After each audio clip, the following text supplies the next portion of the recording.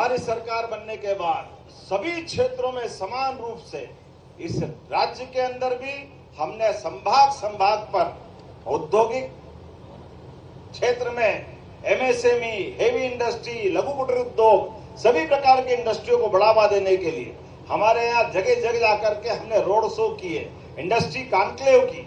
और देश के अंदर भी कौन सा वो राज्य है जहां उस राज्य के आधार पर कोई अच्छी इंडस्ट्रियां नहीं चलती। हर जगह रोड शो करके हमने न केवल हमारे राज्य में सुगम नीति बनाते सुविधापूर्ण व्यापार करने के लिए सब प्रकार के प्रोत्साहन के आधार पर 24 पॉलिसियां लागू की। हमारा एकमात्र राज्य है जहां इंडस्ट्री लगाता है और उसको हम अगर कोई कमिट करते हैं कि हाँ हम इसको ये अनुदान देना चाहते हैं, तो आपने डीबीटी हमारे सारे गरीब वर्ग को तो सुना होगा।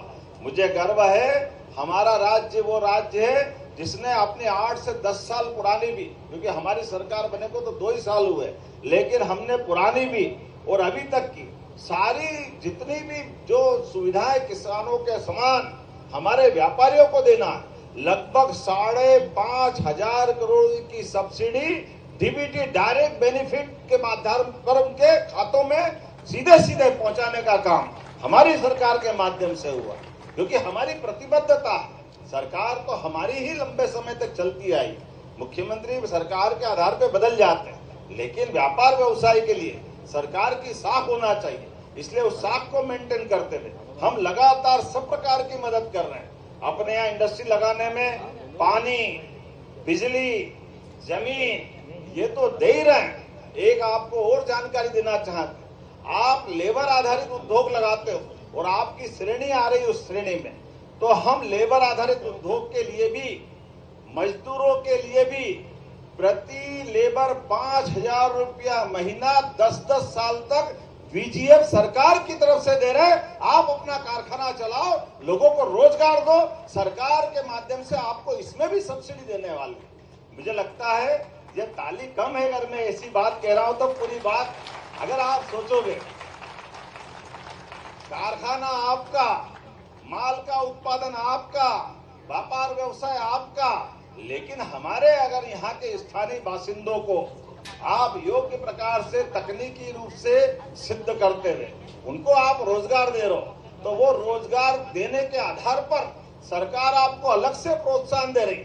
किसी लेबर का 15,000, 10,000, 12,000 जो भी बनता है, तो उसमें 5,000 सरकार अपनी तरफ से मिला के देगी, ताकि आपका कारखाना और लंबा चले और हमारे माध्यम से लोगों को रोजगार मिले। ये हमारी मन की भावना है। और हमने इतना ही नहीं, इस इंदौर में एक रिकॉर्ड बनाया है, और इंदौर में, उज्जैन और बाकी जगह भी हम करने वाले हैं कि कोई भी इंडस्ट्री लगती है, इंडस्ट्री लगने के समय सरकार सब प्रकार की सहूलियतें देती है। सरकार का काम है, देना भी चाहिए, बिजली, पानी, भूमि, बाकी लेबर के तमाम प्रकार की। तो श्रम कानूनों के अंदर भी हमने तमाम संशोधन कर दिए हैं। उन संशोधनों के बलबूते पर भी सुगमता पूर्वक आप अपना उद्योग लगा सकते हो। उतना ही नहीं, उससे और आगे बढ़ते हुए किसी कारण से अगर उद्योगपति का उद्योग बंद हो जाता है, बड़े पैमाने पे लेबर वहां बेरोजगार होती है, और लेबर का देने के लिए भी अगर उद्योगपति के पास उस समय लंबे समय बाद अगर उसकी पेंशन, ग्रेच्युटी और तमाम दिक्कतें होती है, ऐसे समय में भी हमने अपने उस उत्तरदायित्व का निर्वहन किया। यहाँ हुकुमचंद मिल 7,000 मजदूरों के साथ चलती थी, 30 साल से मजदूरों का देनदारी बकाया थी। हमने कहा ये पूरा पैसा सरकार देगी, ये हमारी प्रतिबद्धता है। हर हालत में ना तो गरीब का बुरा होना चाहिए, ना मजदूर का बुरा होना चाहिए, ना उद्योगपति अगर कोई कारण से खराब अवस्था में पहुंच गया तो उसको भी कोई फांसी या परेशानी की जरूरत नहीं होना चाहिए। ये तो परिस्थितियां हैं। तो उद्योगपति के साथ भी खड़े हैं, मजदूरों के साथ भी खड़े हैं, व्यापार व्यवसाय को बढ़ाने वाली नीति के आधार पर आगे चल रहे हैं। तो आज के इस अवसर पर मेरी अपनी ओर से आप सबका अभिनंदन, और उम्मीद करेंगे आज के इस पूरे कार्यक्रम के बाद हम में से कई सारे लोग किसान कल्याण वर्ष को समर्पित इसी तिलहन दलहन तमाम प्रकार के इंडस्ट्रियों के लिए आप जहां जहां हमने दोनों प्रकार से अपनी योजना बनाई, आप स्वयं का भी फूड पार्क बनाना चाहते हो आपने कहा आप फूड पार्क छोड़ो, आप अनाज मंडी भी बनाना चाहते हो तो सरकार आपके साथ खड़ी है, हमारे लिए कोई तकलीफ नहीं। हर एक क्षेत्र के अंदर हमारे किसानों का सही उत्पादन का सही दाम मिल जाए, और इसी प्रकार से फूड इंडस्ट्री आप लगाते हो तो फूड पार्क बनाने के लिए जिले जिले में हमारी सरकार सब प्रकार से मदद कर रही है। आप प्लान बनाइए, सरकार वो सब कुछ देगी जो सरकारी फूड पार्क में होता है। आप केवल अपने उस कर्मठ व्यक्तित्व के बलबूते पर अपनी क्षमता योग्यता से आप प्रदेश को आगे बढ़ाओ, देश को आगे बढ़ाओ। माननीय मोदी जी के नेतृत्व में हमारी सरकार भी आपके साथ कदम से कदम मिला के खड़ी है। एक बार फिर मेरी अपनी ओर से, जब ताली बजाना तो अच्छे ढंग से बजा के बताओ तो लगे कि हाँ हमारी सारी बातों को आपने प्रतिसाद भी दिया।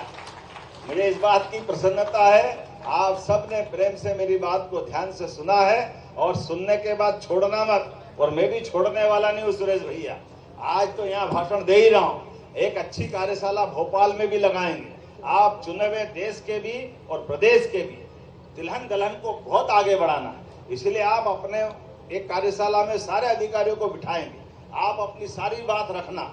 सरकार के माध्यम से मैं हर जगह इस बात को बोलता हूँ कि सरकार के माध्यम से विभागों के बंटवारा है, उनके सारे मंत्री हैं, उनके पीएस है, वो अपनी बात करें, अधिकारी अपनी बात करें, व्यापारी अपनी बात करें, और ऐसे में कोई इन सबके बीच में कोई व्यवधान है तो मुख्यमंत्री वहां मौजूद रहना चाहिए, जो इस बात के लिए प्रेरित करे कि सुबह से शीघ्र अच्छे काम के लिए कोई अड़चन नहीं आना चाहिए, ना नीतियों में, ना व्यवस्था में, ना कोई कार्य व्यवहार में।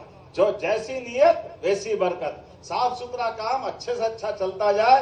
यशस्वी प्रधानमंत्री के नेतृत्व में देश आगे बढ़े, प्रदेश आगे बढ़े, इसी आह्वान के साथ मेरी बात समाप्त करता हूँ। मेरे साथ बोलो भारत माता की, भारत माता की। बहुत बहुत धन्यवाद।